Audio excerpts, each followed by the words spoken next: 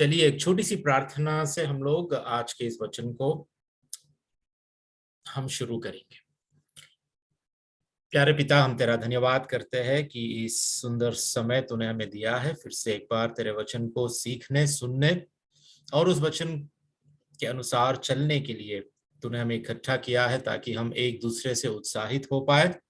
और इस वचन के सहारे परमेश्वर तू आज खास कर विशेषकर पतियों से परमेश्वर तू बातें कर, पतियों को अपने रास्ते को तू सिखा, पतियों को अपने वचन के द्वारा किस रीति से अपने पत्नियों के साथ निर्वाह करना है, अपने जीवन को व्यतीत करना है।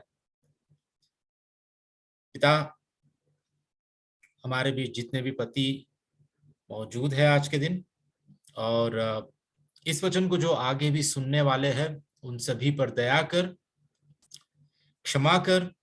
और खास कर पिता, हम में से हर पति को और जो पति होने वाले हैं उन सभी को तेरे वचन के सहारे पिता, जो तू चाहता है हमें करने की आज्ञा जो तूने दी है वो तू हमें सिखा और हमारी मदद कर। आज हम अपने आप को तेरे चरणों में रखते हैं, आगे के समय को भी तेरे हाथों में सौंपते हैं। इस छोटी सी प्रार्थना यीशु के नाम से हम मांगते हैं परम पिता, आमीन। तो फिर से एक बार सभी को जय मसीह की। दोस्तों, पिछले हफ्ते हमने देखा था पत्नियों के बारे में हमारा जो संदेश था कि कैसे एक पत्नी पति के अधीनता में रहकर अपने व्यवहार से एक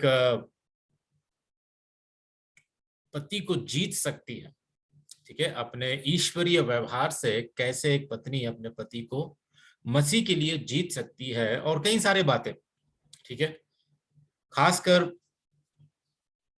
पत्नियों को पति के अधीनता में रहने की वो जो बातें थी, वो सारी बातें हमने पिछले हफ्ते देखी थी।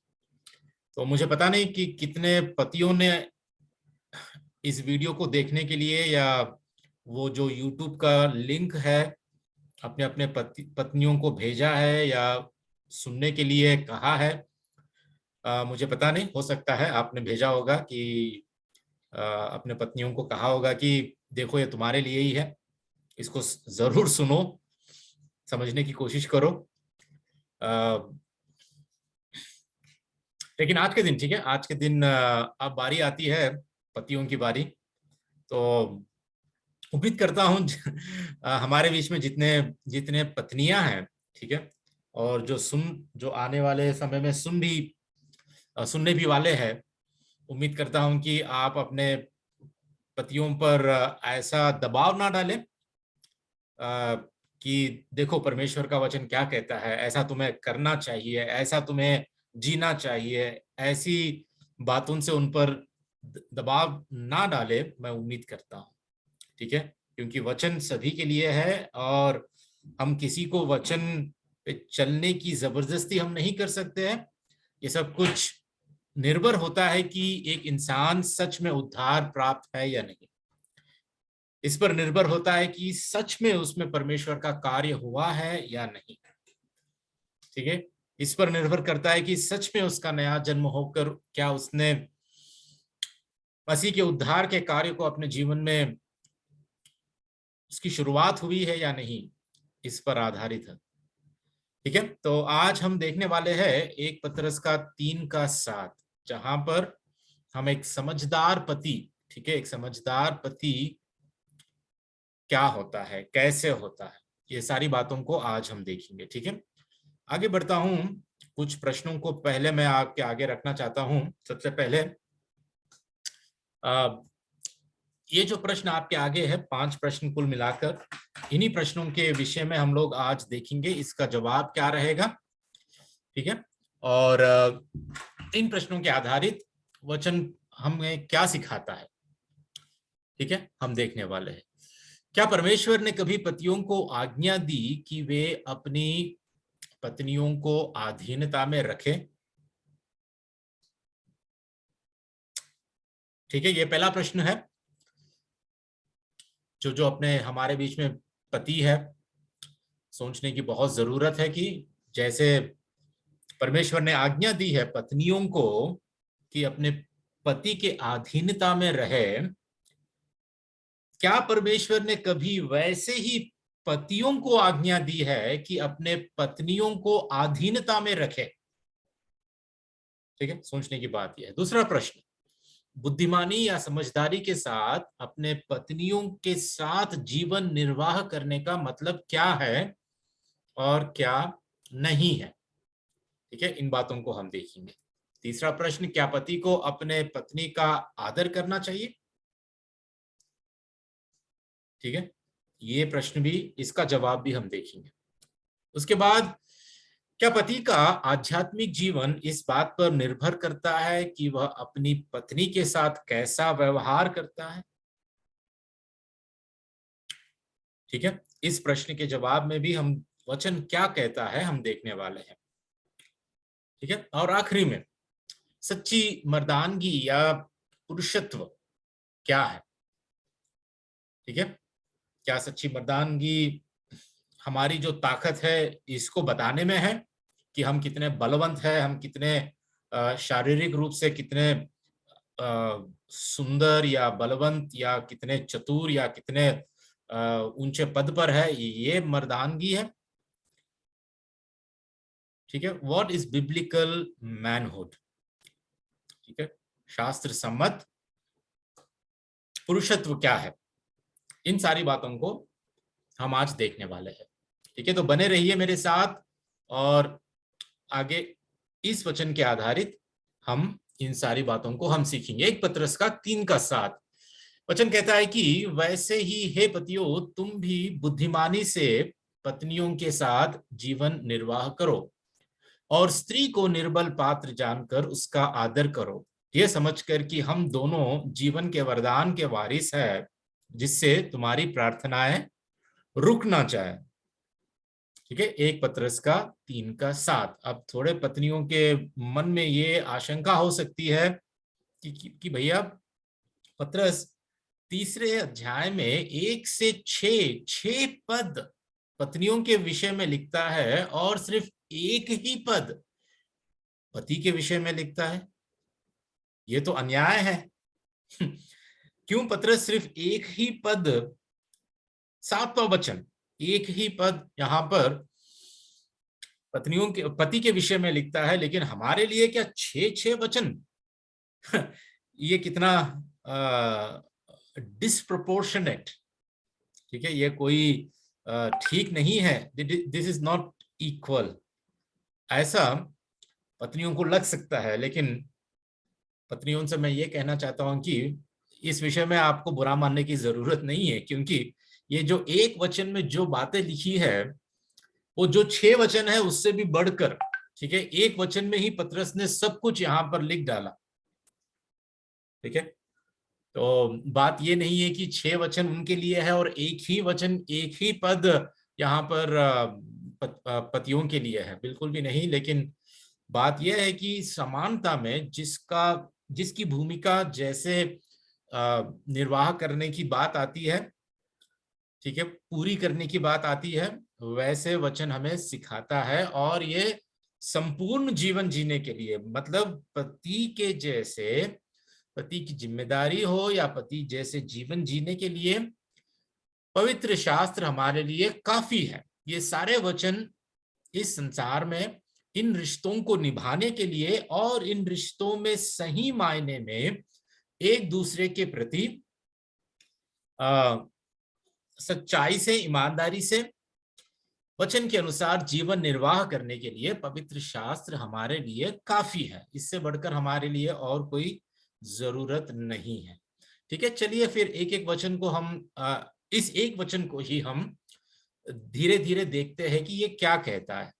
ठीक है, सबसे पहले वैसे ही हे पतियों, यहां से शुरू होता है। ठीक है, मैं एक बार देख लेता हूं यहां पर। हाँ, ठीक है, शुरू होता है वैसे ही हे पतियों। ठीक है, लेकिन उससे पहले, ठीक है, उससे पहले मैं, जैसे मैंने पिछले बार बताया था, मैं ये बताना चाहता हूं कि बाइबल की दृष्टि में, ठीक है, बाइबल की दृष्टि में यद्यपि पुरुष और महिलाएं अपने अपने व्यक्तित्व और भूमिकाओं में भिन्न हैं, वे अपने मूल्य और गरिमा में समान हैं। ठीक है, इस विषय को मैंने पिछले हफ्ते बताया था, लेकिन आज भी फिर से मैं बताना चाहता हूं, क्योंकि कोई पत्नी ये ना समझे कि मैं अपने पति से कम हूं, और कोई पति ये ना समझे कि मैं अपने पत्नी से बढ़कर हूं। ठीक है, किस विषय में परमेश्वर समानता को रखता है और किस विषय में पति को ऊंचा पद या ऊंचा अधिकार देता है, हम देखेंगे। ठीक है, पिछले हफ्ते मैंने बताया था, ठीक है, जहां तक व्यक्तित्व और भूमिकाएं हैं वहां पर पुरुष और महिलाओं में भिन्नता है। ठीक है, लेकिन वो अपने मूल्य और गरिमा में they are equal in their dignity and value. ठीक है, जैसे कि वचन कहता है गलतियों के 3:26-19 में, क्योंकि तुम सब उस विश्वास करने के द्वारा जो मसीह यीशु पर है परमेश्वर की संतान हो, और तुम में से जितनों ने मसीह में बपतिस्मा लिया है उन्होंने मसीह को पहन लिया। जब ना कोई यहूदी रहा और ना यूनानी, ना कोई दास, ना स्वतंत्र, ना कोई नर, ना नारी, क्योंकि तुम सब मसीह यीशु में एक हो, और यदि तुम मसीह के हो तो अब्राहम के वंश और प्रतिज्ञा के अनुसार वारिस भी हो। तो यहां पर वचन हमें साफ साफ समझाता है कि हम सारे जितने भी परमेश्वर पर, यीशु मसीह पर विश्वास किया है, वो सारे परमेश्वर की संतान है, और हम सब मसीह में एक है, और प्रतिज्ञा के अनुसार हम सभी वारिस हैं। इसमें नर और नारी, पुरुष या स्त्री का कोई भेदभाव नहीं है। और आज के वचन में भी जो 3:7 है पतरस का, 1 पतरस का, जहां पर हमने अभी तक पढ़ा था कि यह समझकर कि हम दोनों जीवन के, सॉरी मेरा ये माउस कहाँ कहाँ चले जा रहा है, सॉरी, हम दोनों जीवन के वरदान के वारिस हैं। ठीक है, तो ये बात को भी हमें देख लेनी चाहिए और समझ लेनी चाहिए कि स्त्री और पुरुष, जहां तक उद्धार और जहां तक विरासत और जहां तक परमेश्वर की संतान होने की बात है, इसमें हम सभी समान हैं। ठीक है, सभी जीवन के वरदान के वारिस हैं। ठीक है, लेकिन हमारी भूमिका में, हमारे व्यक्तित्व में हम लोग अलग है। जहां तक परिवार की बात आती है और जहां तक कलीसिया की बात आती है या सेविकाई की बात आती है, इसमें भिन्नता जरूर है। ठीक है, ये परमेश्वर के वचन के अनुसार है। तो चलिए, तो हम लोग आगे बढ़कर आज देखते हैं जो पहली बात पतरस 7वें वचन में कहता है। ठीक है, क्या कहता है कि वैसे ही हे पतियों। ठीक है, वैसे ही हे पतियों। और ये बात हमने 1 पतरस के 3:1 में भी हमने देखा। शुरुआत होती है, इसी प्रकार हे पत्नियों तुम भी अपने पति के अधीन रहो। ठीक है, और यहां पर कहता है वैसे ही हे पतियों। जब पत्नियों को संबोधित कर रहा है पतरस, तो उसने कहा कि इसी प्रकार से, और हमने पिछले हफ्ते देखा कि किस प्रकार से। जैसे कि हमने पहले अध्याय और दूसरे अध्याय में हमने अध्ययन किया था कि सभी मसीहों को जो शासन करने वाले होते हैं उनके विषय में हमें सभी विश्वासियों को अधीनता में रहने की बात की गई थी, और फिर दासों को अपने स्वामी के अधीनता में रहने की बात की गई थी। और पतरस फिर तीसरे अध्याय का 1 वचन में इसी प्रकार हे पत्नियों के लिए भी अपने पति के अधीनता में रहने की बात की गई थी। और जब 7वें वचन में पतरस कहता है कि वैसे ही हे पतियों, ठीक है, वैसे ही हे पतियों। ठीक है, ये जो बात यहां पर पतरस कह रहा है, इसमें ये नहीं कह रहा है कि वैसे ही हे पतियों तुम भी अपने पत्नी के अधीनता में रहो। नहीं, ठीक है, ये बात हमें समझना है कि कहीं पर भी परमेश्वर ने यह आज्ञा नहीं दी है किसी भी पति को कि वो अपने पत्नी के अधीनता में रहे। ठीक है, it is not a command to submit to wife. वैसे ही हे पतियों का मतलब होता है कि जैसे एक पत्नी अपने पति के अधीनता में रहती है, ठीक है। वैसे ही हे पतियों, तुम भी समझदारी के साथ अपने पत्नियों के साथ जीवन को निर्वाह करो। तो ये है पति की एक प्रतिक्रिया जो अपने पत्नी के अधीनता के प्रति होती है। ठीक है, इट इज ए रेस्पॉन्स। एक हस्बैंड का, एक पति का एक रेस्पॉन्स है ये अपने पत्नी के प्रति, जो खुद को अपने पति के अधीनता में रखती है। ठीक है, तो वैसे ही है पतियों, तुम भी, इस विषय में पतरस हमें समझाता है। ठीक है, हम आगे बढ़ते हैं। हम देखते हैं कि पतरस कहता है कि हे पतियों, तुम भी बुद्धिमानी से पत्नियों के साथ जीवन निर्वाह करो। ठीक है, अब प्रश्न यहां पर ये आता है कि बुद्धिमानी या समझदारी के साथ का मतलब क्या है और क्या नहीं है। ठीक है, तो इस विषय पे मैं एक किताब पढ़ रहा था, ठीक है, जिसका नाम है दिख रहा है आपको, ठीक है, यहां पर, हाँ, ये किताब है recovering biblical manhood and womanhood, John Piper और वेन ग्रूडम द्वारा लिखी गई बहुत ही अच्छी किताब है, जहां पर हम एक शास्त्र सम्मत पुरुषत्व और स्त्री तत्व क्या होता है, इन सारी बातों को हम अच्छी तरह समझ पाते हैं। तो यहाँ पर इस किताब से मैं इस बात के लिए, ठीक है, इस प्रश्न के लिए कि बुद्धिमानी या समझदारी के साथ का मतलब क्या नहीं है, पहले हम इसको देखेंगे। ठीक है, बुद्धिमानी या समझदारी के साथ अपने पत्नियों के साथ जीवन निर्वाह करने का मतलब क्या नहीं है, पहले हम इसको देखेंगे और उसके बाद उसका मतलब क्या है उसको हम देखेंगे। ठीक है, तो कुछ बातों को आपके आगे मैं रखना चाहता हूं। सबसे पहली बात, इसका मतलब अधिकार का कठोर या दबंग उपयोग नहीं है। कई सारे पति, ठीक है, क्योंकि परमेश्वर का वचन कहता है कि पति को अधिकार दिया गया है अपने परिवार में, तो उस अधिकार का कठोर या दबंग उपयोग कई सारे पति करते हैं। मतलब अपने फायदे के लिए इस वचन को, इस बात को वो उपयोग करते हैं और अपने पत्नियों पर काफी कठोरता से, ठीक है, व्यवहार करते हैं। तो बुद्धिमानी या समझदारी के साथ जीवन निर्वाह करने का ये मतलब नहीं है कि तुम अधिकार का कठोर या दबंग उपयोग करो। तुम्हें अधिकार दिया गया है, पति को अधिकार दिया गया है, उसका मतलब ये नहीं है कि उस अधिकार का तुम गलत उपयोग करो। ठीक है, अपने पत्नी को दबाने के लिए, अपने पत्नी को अपने पत्नी पर दबाव डालने के लिए इसका उपयोग नहीं करना है। ठीक है, दूसरी बात, परिवार में नेतृत्व के समान बंटवारे का अर्थ नहीं है। ठीक है, परिवार में जो लीडरशिप का रोल है, जो हेडशिप का रोल है, जो सिर का जो भूमिका है, वो केवल पति को दिया गया है। ठीक है, और ये जो भूमिका है, this is not interchangeable in marriage. ये जो भूमिका एक पत्नी को और पति को दिया गया है, ये कोई अदल बदल नहीं कर सकते।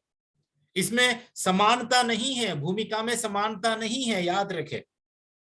ठीक है, परिवार का नेतृत्व करने के लिए परमेश्वर ने सिर्फ और सिर्फ पुरुष को, पति को ही इस जिम्मेदारी को दी गई है। ठीक है, तो ये मत समझिए कि बुद्धिमानी या समझदारी के साथ जीवन निर्वाह करने का मतलब ये नहीं है कि समानता है भूमिका में, नेतृत्व में, लीडरशिप में।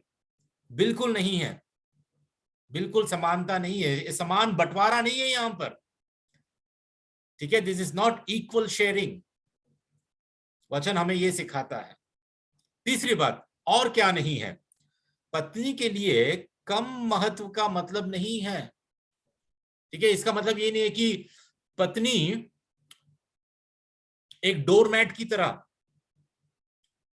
या एक पत्नी गुलाम की तरह, या एक पत्नी सिर्फ एक नौकरानी की तरह घर पर रहे, परिवार में रहे, इसका मतलब ये नहीं है। ठीक है, समझदारी के साथ जीवन निर्वाह करने का मतलब ये नहीं है कि तुम अपने पत्नी का महत्व कम कर डालो। She is equally important. आपकी पत्नी का महत्व उतना ही है जितना पति का है। ठीक है, लेकिन हम देख रहे हैं कि कहां पर भिन्नता आ रही है। ठीक है, नेतृत्व में, लीडरशिप में, ये भूमिका में हम समान नहीं है। ठीक है, there is distinction, there is a difference. ठीक है, चौथी बात, और इसका मतलब हमेशा पत्नी की इच्छाओं के आगे झुकना भी नहीं है, जैसे कि अब्राहम ने किया था। ठीक है, अब्राहम ने क्या किया, अपने पत्नी की बात सुनकर हागर से एक बच्चे को जन्मा। सुलेमान, आहब, इन्होंने भी अपने पत्नियों की इच्छाओं के आगे ये लोग झुक गए थे। ठीक है, बुद्धिमानी या समझदारी के साथ जीने का मतलब ये नहीं है कि अपनी सारे पत्नियों अपने अपने पत्नी की जो सारी इच्छाएं हैं उसको पूरी करते रहो, उसके आगे झुको, जबकि वो इच्छाएं वचन के अनुसार भी ना होगी, फिर भी अगर पत्नी को खुश करने या पत्नी में, पति और पत्नी के बीच में क्या कहते हैं कि शांति का माहौल बरकरार रखने के लिए कई सारे पति वचन के विरोध में भी, शास्त्रों के विरोध में भी अगर कुछ पत्नी की इच्छाएं है तो उसे पूरी करने के लिए पत्नी के आगे झुक जाते हैं। बुद्धिमानी या समझदारी के साथ जीवन निर्वाह करने का मतलब ये नहीं है आपको जो भी गलत है वचन के अनुसार उसके आगे पत्नी की इच्छाओं को पूरी करने के लिए आपको झुकने की जरूरत नहीं है दोस्तों, खासकर पतियों के लिए। ठीक है, आखिरी बात, यह एक पतियों के लिए वैकल्प नहीं है, दिस इज नॉट ऑप्शनल। ठीक है, जितने भी पति सुन रहे हैं यहां पर ध्यान दीजिए, this is not optional for you, कि आपकी जो भूमिका है बुद्धिमानी या समझदारी के साथ जो जीवन निर्वाह करने की जो बात कही गई है, जो आज्ञा दी गई है, ये कोई आपके लिए, आप ये नहीं कह सकते कि अगर मेरी इच्छा हो तो मैं करूंगा, अगर नहीं तो नहीं। अगर आप उद्धार प्राप्त व्यक्ति है, आप एक मसीही है, तो आपके लिए ये कोई ऑप्शन नहीं है ये कि मेरा मन कहे तो मैं अपने परिवार का नेतृत्व करूंगा, मेरे परिवार का मैं बोझ उठाऊंगा वरना नहीं, I will take the responsibility वरना नहीं। ऐसा ये आपके लिए ऑप्शन नहीं है, किसी भी पतियों के लिए ये ऑप्शन नहीं है। इट इज नॉट, ये एक वैकल्प नहीं है, ये परमेश्वर की आज्ञा है। और इसी रीति से हर परिवार में एक पति को अपना जीवन निर्वाह करना चाहिए। ठीक है, आगे बढ़ते हैं, आगे बढ़ के देखते हैं आखिर इसका मतलब क्या है, बुद्धिमानी या समझदारी के साथ का मतलब क्या है। ठीक है, वैसे ही आपके आगे मैं कुछ बातों को रखना चाहता हूं। सबसे पहले अगर आप बुद्धिमान पति है, अगर आप समझदार पति है, ठीक है, तो अपनी पत्नी की जरूरतों, आशंकाओं और भावनाओं के प्रति संवेदनशील आपको होना चाहिए। You have to be sensitive. ठीक है, कई सारे पति होते हैं, पत्नी की जरूरतें आत्मिक हो, शारीरिक हो, मानसिक हो या आर्थिक हो, ये सारी जरूरतों को या आशंकाओं को या भावनाओं को उसके प्रति संवेदनशील नहीं होते, सेंसिटिविटी नहीं होती है, बहुत कठोर होते हैं। वो अपने आप को ही, अपने खुद को ही, अपने खुद की जरूरतों को ही वो आगे रखते हैं, अपने पत्नी की नहीं। ठीक है, समझदारी के साथ अगर आपको जीवन जीना है अपने पत्नी के साथ, तो उसकी जरूरतों को समझो, कई सारे पत्नियों की आत्मिक जरूरतों को कई सारे पति नहीं समझ पाते हैं।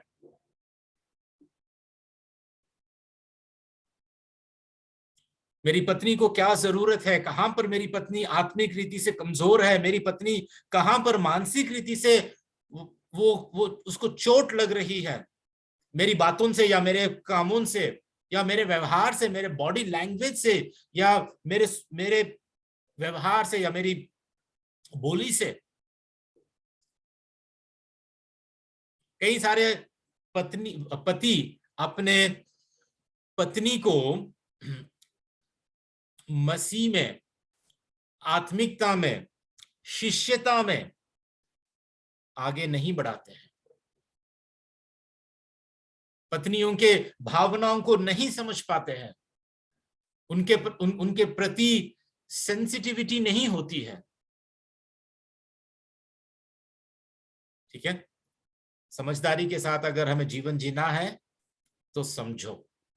दूसरी बात, घर में प्यार भरा नेतृत्व प्रदान करना।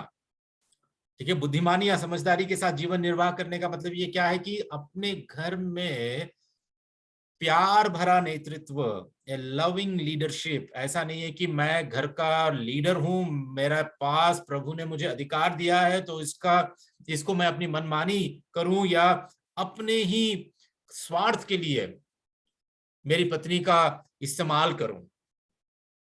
ठीक है, उसके शरीर का, उसके समय का, उसकी ऊर्जा का, उसके पैसे का या उसकी क्षमता का जो कुछ है, इसका मतलब ये नहीं है कि हम अपने ही लिए इस्तेमाल करें। ये पति की जिम्मेदारी होती है कि अपने अपने घर में एक प्यार भरा नेतृत्व प्रदान करे। क्या हो रहा है हमारे हमारे परिवार में? ऐसा है क्या? क्या पति सच में वो नेतृत्व की वो भूमिका क्या पति ने ली है क्या? तीसरी बात, अपनी पत्नी की इच्छाओं और लक्ष्यों को जानना। कई बार होता है कि पतियों को पता भी नहीं चलता है कि अपने पत्नियों की इच्छाएं क्या है, वो क्या चाहती हैं। ठीक है, जैसा मैंने अभी तक बताया था, वचन के विरोध में नहीं हम बात कर रहे हैं यहां पर। ठीक है, लेकिन पत्नियों की खुद की इच्छाएं भी होती है, जो कई बार पति क्या करते हैं कि उन इच्छाओं पर कोई भी मान्यता नहीं देते हैं, कोई भी मतलब इतने हल्के में ले लेते हैं पत्नियों की इच्छाओं को, उनके लक्ष्यों को, कि कभी जानने की भी कोशिश नहीं करते हैं। सारे निर्णय अपने परिवार में सिर्फ पति अपने आप ही अगर लेता है, अपने पत्नी से कभी पूछता भी नहीं है क्या उसकी इच्छा क्या है। ये एक प्यार भरा नेतृत्व नहीं है, ये बुद्धिमानी या समझदारी के साथ जीवन निर्वाह करना नहीं है। कितने कितने पति आज हमारे बीच में अपने पत्नियों की इच्छाओं और लक्ष्यों को जानते हैं कि फ्यूचर में अपनी ये जो पत्नी क्या करने वाली है, क्या उसका लक्ष्य क्या है, क्या वो वचन के अनुसार है, शास्त्र सम्मत है। ये सारी बातों को जानना एक पति के लिए बहुत जरूरी है। चौथी बात, बुद्धिमानी या समझदारी के साथ जीवन निर्वाह करने का मतलब यह है कि आप अपने पत्नी की शारीरिक, भावनात्मक और आध्यात्मिक क्षेत्रों में पत्नी की ताकत और कमजोरियों को जानना, कि किस क्षेत्र में, शारीरिक हो या भावनात्मक हो, इमोशनल हो या स्पिरिचुअल हो, पत्नी की कमजोरी कहाँ है, वो किस बात में वो बलवंत है, सामर्थ्य है, पत्नी की ताकत कहां पर है और कमजोरी कहां पर है, किस विषय में वो कमजोर है। क्या इन बातों को आप जानते हो अपने पत्नियों के बारे में? ठीक है, आखिरी में यह आपका काम है कि आप अपनी पत्नी का अध्ययन करें, उसे करीब से जाने और उस ज्ञान के आधार पर उसके साथ रहे। ठीक है, ये किसका काम है? ये पति का काम है। पति का काम है कि आप अपनी पत्नी का अध्ययन करें, स्टडी करें। ठीक है, आपको अजीब लग रहा होगा कि भैया हमें तो वचन का अध्ययन करना चाहिए। बिल्कुल करना चाहिए, लेकिन क्या कभी आपने अपने पत्नी का भी अध्ययन किया है? पत्नी को भी स्टडी किया है, उसे करीब से जाना है, और उस ज्ञान के आधार पर, ठीक है, जो ज्ञान आपको अपने पत्नी का अध्ययन करने में आपको मिलता है, क्या उस ज्ञान के आधार पर आप उसके साथ रहते हो? मुझे पता नहीं कितने पति हमारे बीच या बाहर भी, कितने लोग अब सच में अपने अपने पत्नियों का अध्ययन करते हैं। ठीक है, बुद्धिमानी या समझदारी के साथ का मतलब यह है।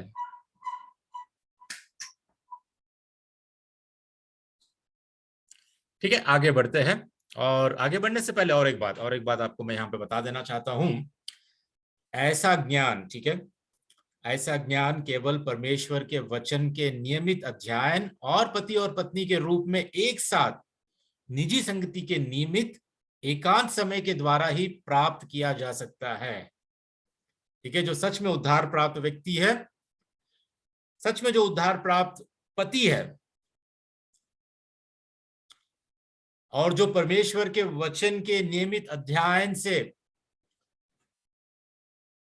जो हर दिन परमेश्वर के वचन को अध्ययन करता है, परमेश्वर के वचन को देखता है, सही मायने में उसको समझता है, केवल उसी के लिए ये सारी बातें करने के लिए वो क्षमता पाता है। और उसके साथ साथ जब पति और पत्नी दोनों भी एक साथ अपने अपने पर्सनल संगति में, ठीक है, निजी संगति के नियमित और एकांत समय में दोनों समय बिताते हैं, ठीक है, तभी एक दूसरे के बारे में इस ज्ञान को हम प्राप्त कर सकते हैं।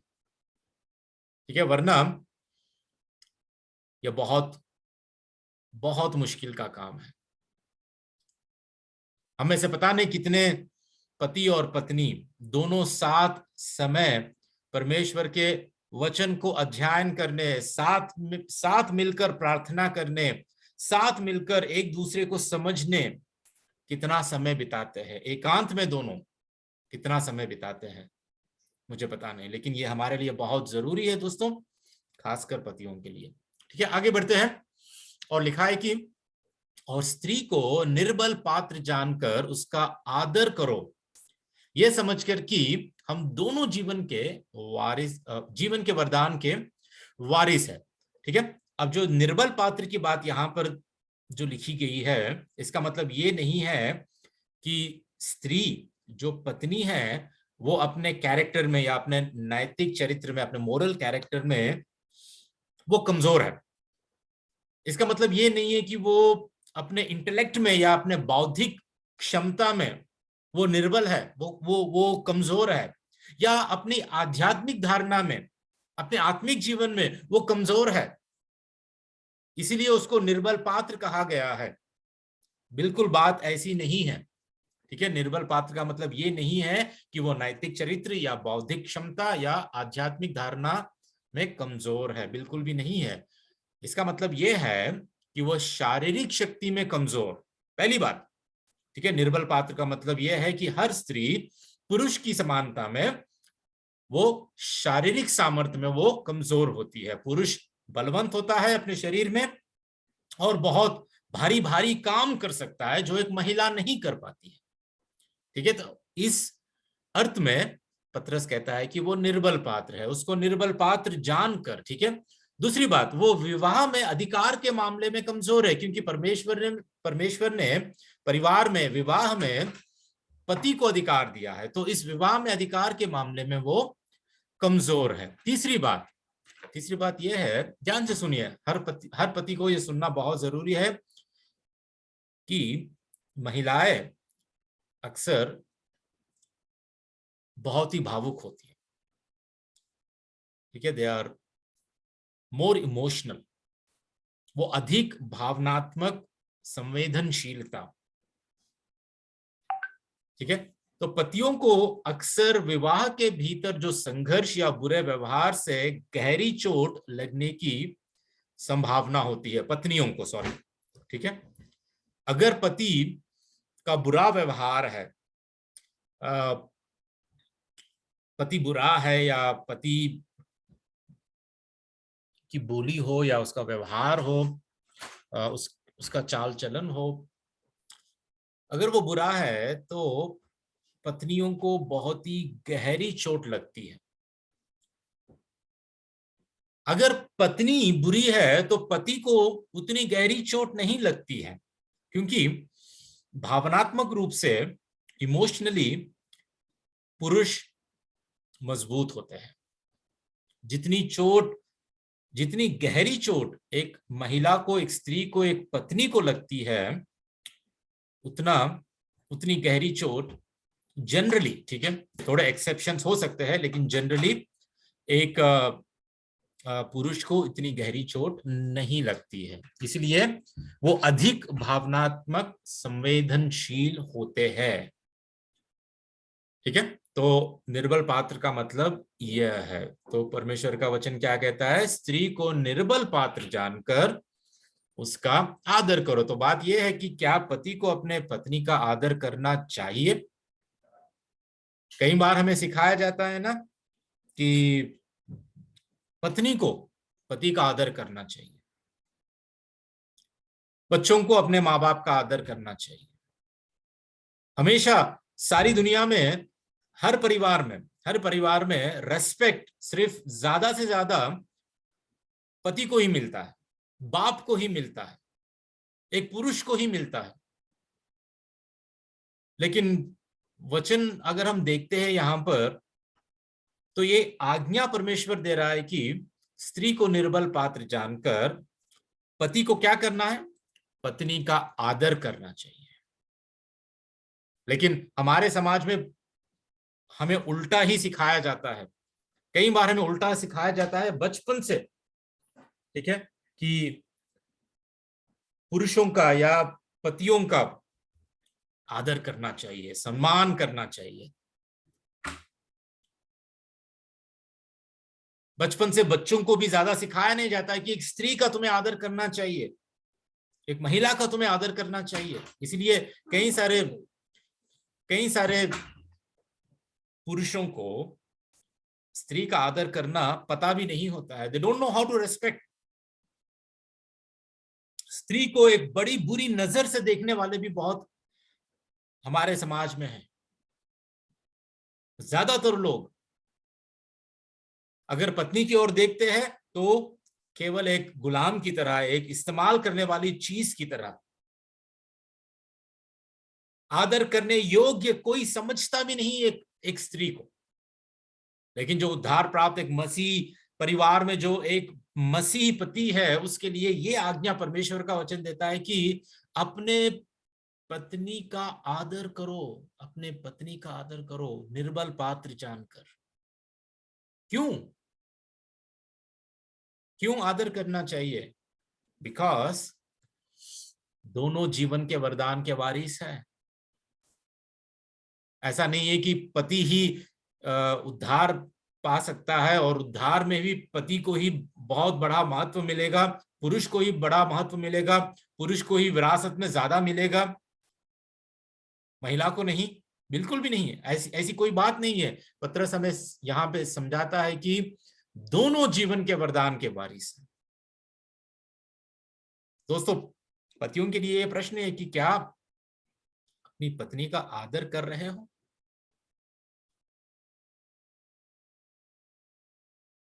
आगे बढ़ते हैं हम लोग। आखिरी बात यहां पर पत्रस कहता है कि जिससे तुम्हारी प्रार्थनाएं रुक ना जाए। क्या ये पॉसिबल है, ये मुमकिन है कि हमारे पत्नी के साथ अगर हमारा व्यवहार ठीक नहीं है, इस रीति से अगर हम अपने पत्नियों के साथ बुद्धिमानी और समझदारी के साथ जीवन को निर्वाह ना करें, तो क्या हमारी प्रार्थनाएं रुक सकती है? परमेश्वर हमारी प्रार्थना को नहीं सुनेगा? बिल्कुल, यही बात पतरस हमें कह रहा है, ये चेतावनी है, this is a caution, this is a warning, कि हर पति ध्यान रखे कि अगर पत्नियों को इस रीति से अगर तुम्हारा व्यवहार नहीं है पत्नियों के साथ, अगर तुम आदर ना करो, बुद्धिमानी समझदारी के साथ जीवन निर्वाह ना करो, उसको निर्बल पात्र जानकर उसका आदर ना करो, पत्नियों से अगर प्यार ना करो जैसा मसीह ने किया, वचन साफ साफ हमें कहता है कि हमारी प्रार्थनाएं रुक जाएगी, हमारी प्रार्थना परमेश्वर के पास स्वीकार नहीं करेगी। यहां पर नियम क्या है? यहां पर नियम यह है कि पति का आध्यात्मिक जीवन इस बात पर निर्भर करता है कि वो अपने पत्नी के साथ कैसे व्यवहार करता है। ठीक है, जिस तरह से आप अपनी पत्नी के साथ व्यवहार करते हैं उसका सीधा प्रभाव इस बात पर पड़ता है कि परमेश्वर आपकी प्रार्थनाओं का जवाब कैसे देता है। ठीक है, ये छोटी बात नहीं है दोस्तों, हर पति के लिए ये बहुत ही एक एक चुनौती है, एक चेतावनी भी है कि अपना व्यवहार अपने पत्नी के साथ कैसा है उसके ऊपर सीधा सीधा प्रभाव पड़ता है कि हमारी प्रार्थनाएं परमेश्वर सुनेगा या नहीं, उसकी जवाब हमें देगा कि नहीं। यहां पर एक नियम को, एक प्रिंसिपल को हम देख पाते हैं कि अगर आप अपनी पत्नी को नजरअंदाज करके परमेश्वर तक नहीं पहुंच सकते हैं, ठीक है, आप अपनी पत्नी को इग्नोर करके कि ये तो पत्नी है, छोड़ो, कोई बात नहीं, समझ जाएगी, बाद में माफी मांग लेंगे, ये योग्य नहीं है, इसकी इतनी औकात भी नहीं है, ऐसे अगर हम लोग पत्नियों को नजरअंदाज करते हैं तो हम परमेश्वर तक नहीं पहुंच सकते। और ये सच में एक सच्चे विश्वासी, एक सच्चे उद्धार प्राप्त पति की पहचान भी नहीं है। ठीक है, और अंत में बस मैं ये इस वचन को आपके आगे रखना चाहता हूं, इफिसियों का 5:25, हे पतियों अपने अपनी पत्नियों से प्रेम रखो जैसे मसीह ने भी कलीसिया से प्रेम करके अपने आप को उसके लिए दे दिया। दोस्तों, मैं ये नहीं कह रहा हूं कि मेरे जीवन में भी ये सारी बातें परफेक्टली 100% मैं फॉलो कर रहा हूं। ये मेरे लिए भी वचन उतना ही मुझे काटता है, उतना ही मुझे सिखाता है, उतना ही मुझे उत्साहित करता है, चेतावनी देता है जितना आपको भी, क्योंकि मैं भी एक पति हूं और मेरे लिए भी ये सारी बातें मेरे लिए भी काम करती है। तो कुछ प्रश्नों को आपके आगे रखकर मैं समाप्त करना चाहता हूं। क्या हम वास्तव में अपनी पत्नियों से वैसे ही प्रेम करते हैं जैसे मसीह ने प्रेम किया? दूसरा प्रश्न, क्या हम अपनी पत्नियों से तभी प्यार करते हैं जब वह हमारे अधीन हो? कई सारे पति कहते हैं कि जब पत्नी मेरी बात मानेगी, जब मेरे अधीनता में रहेगी, तभी मैं अपने पत्नी से प्यार करूंगा। क्या वचन ऐसा कहता है? क्या मसीह ने ऐसा किया है? क्या मसीह ने, जब कलीसिया मसीह के अधीनता में होती है तभी उसने प्यार किया क्या? हम तो मसीह के विरोधी थे, हम पापी और हम उसके बैरी थे, तभी मसीह ने हमारे लिए अपना प्राण दिया, हमसे इतना प्यार किया, अपने आप को बलिदान करके दे दिया। क्या कोई पति ऐसा कर सकता है? क्या हम अपनी पत्नियों से तभी प्यार करते हैं जब वह हमारे अधीन में होती है? तीसरी बात, क्या हम अपनी पत्नियों का आदर करते हैं और अपने बेटों को सभी महिलाओं का आदर करना सिखाते हैं? क्या अपने अगली पीढ़ी के लोगों को, अपने बेटों को भी, जो जो पुरुष है, क्या उनको भी हम सिखाते हैं कि महिलाओं का आदर कैसे करें? क्या हमारे जीवन से वो हम प्रदर्शित करते हैं एक आदर्श बनकर?